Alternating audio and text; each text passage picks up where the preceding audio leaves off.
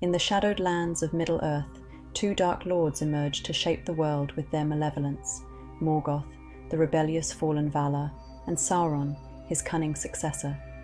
Their reigns of terror were marked by immense destruction, yet their motivations and methods were strikingly different. Today, we delve into the legacies of Morgoth and Sauron to uncover what truly set them apart. First, let's understand the fundamental difference in their natures. Morgoth, originally named Melkor, was a Valar, one of the most powerful beings in Tolkien's lore. The Valar were akin to gods, and Morgoth was the mightiest amongst them, possessing immense power and authority. Sauron, in contrast, was a Maiar, a lesser spirit compared to the Valar. The Maiar were still powerful, but they served the Valar and had more specific roles. Initially, Sauron served Aule, the craftsman, but he was eventually seduced by Morgoth's power. Despite being a Maiar, Sauron was incredibly influential and potent. Morgoth's descent into evil stemmed from his desire to create life, a power reserved for Eru Ilúvatar, the supreme deity. Frustrated by his inability to do so, Morgoth's motivation turned to sheer spite. If he couldn't create, he would destroy. His actions were driven by an intense desire to unmake all that existed, embodying pure chaos and destruction. Essentially, Morgoth's evil was a giant rebellion against his father and creator. Sauron, on the other hand, began with more constructive traits. He valued order and efficiency, which initially made him a great craftsman. However, his love for order transformed into an obsession with control. Sauron believed that the world would be better off under his rule, even if that meant subjugating others. This obsession led him down a dark path, making him a meticulous and strategic dark power, in stark contrast to Morgoth's chaotic nature. While both Morgoth and Sauron inflicted massive death and destruction, their core motivations and methods were starkly different. Morgoth's actions were driven by irrational hatred and spite, leading to chaotic and unpredictable behavior. In contrast, Sauron's actions were calculated and strategic, always serving a larger purpose of control and order. Morgoth's approach was fueled by a desire to unmake all of creation, while Sauron did not hate all living things, and sought to reshape the world under his dominion. Morgoth operated as an agent of chaos, harboring an irrational hatred for all life, and he often acted out of spite without considering the consequences.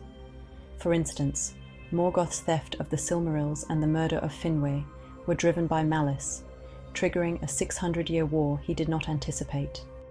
Morgoth's destructive nature is epitomized by his assault on the two trees of Valinor, Laurelin and Telperion. These trees were the primary sources of light for the world, and their destruction plunged Valinor into darkness, symbolizing the loss of innocence and the beginning of great sorrow for the elves. This act of malice not only showcased Morgoth's sheer spite, but also had long-lasting consequences, setting off a chain of events that led to the exile of the Noldor and the eventual wars of the First Age. This single act of destruction had ripple effects that reshaped the fate of Middle-earth. In contrast, Sauron's approach was methodical and deliberate. He was a master planner, and his actions always served a larger, often insidious purpose. The forging of the Rings of Power is a prime example. Sauron created these rings to enslave the elves, resorting to destruction only when his plan was exposed. Unlike Morgoth, Sauron's actions were carefully calculated, always with an eye on the long-term goal of dominion. Morgoth's warfare was characterized by aggression and overwhelming force. He preferred blitzkrieg-like assaults, relying on sheer destructiveness. His armies, which often contained balrogs and dragons, caused massive devastation, but often lacked strategic foresight, leading to catastrophic defeats. However, the raw strength of his forces provided him with notable victories, such as the destruction of the great elven cities of Nargothrond and Gondolin. Despite his immense power, Morgoth was a coward, rarely leading his forces directly, and instead hiding within his fortress of Angband. Sauron's warfare, in contrast, was strategic and meticulously planned. He often spent centuries preparing for invasions, exploiting every possible advantage to weaken his enemies. Sauron waged wars on multiple fronts, using psychological warfare and propaganda to destabilize his foes. Unlike Morgoth, Sauron sometimes led his armies personally, demonstrating a willingness to fight directly. While Sauron emerged from Barad-dûr during his defeat at the Last Alliance, Morgoth was found cowering in the dungeons of Angband when the host of the Valar defeated him at the end of the War of Wrath. Sauron's cautious and calculated approach often allowed him to achieve significant victories, although he rarely won the ultimate war.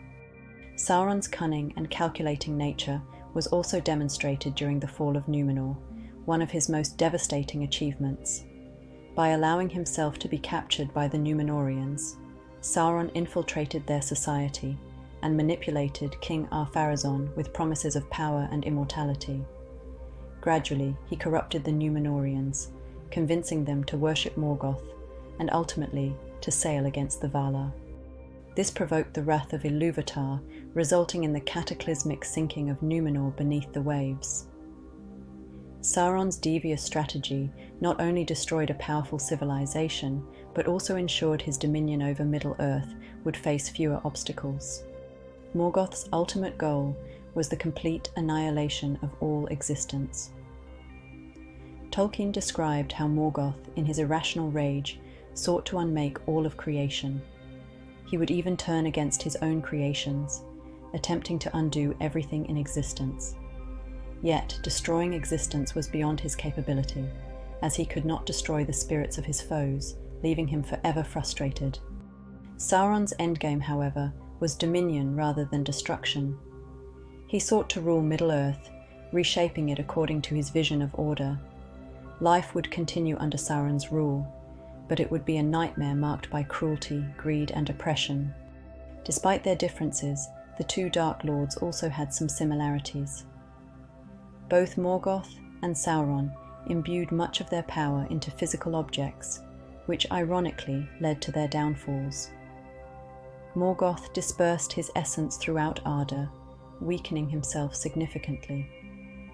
By the end of his reign, he was a shadow of his former self, but it still took the intervention of the Valar to finally defeat him. Sauron poured his power into the One Ring, making it both his greatest strength and his greatest weakness. When the ring was destroyed, Sauron's spirit was left powerless, leading to his ultimate demise.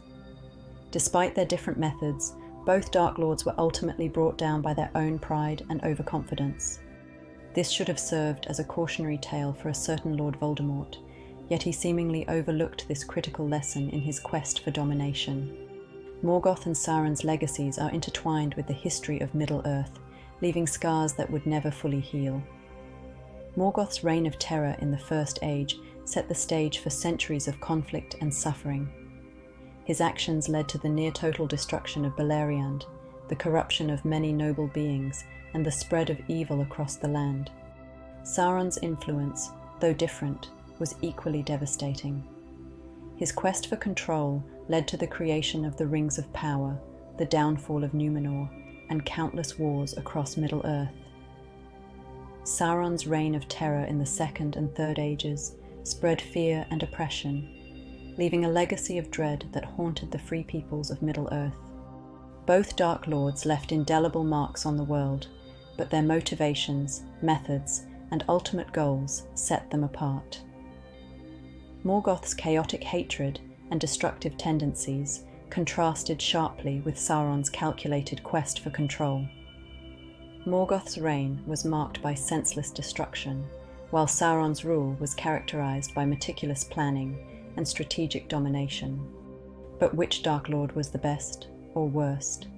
And who would have won had these two powers become enemies? Let me know in the comments below what you think, and please hit that subscribe button below. Thank you for listening.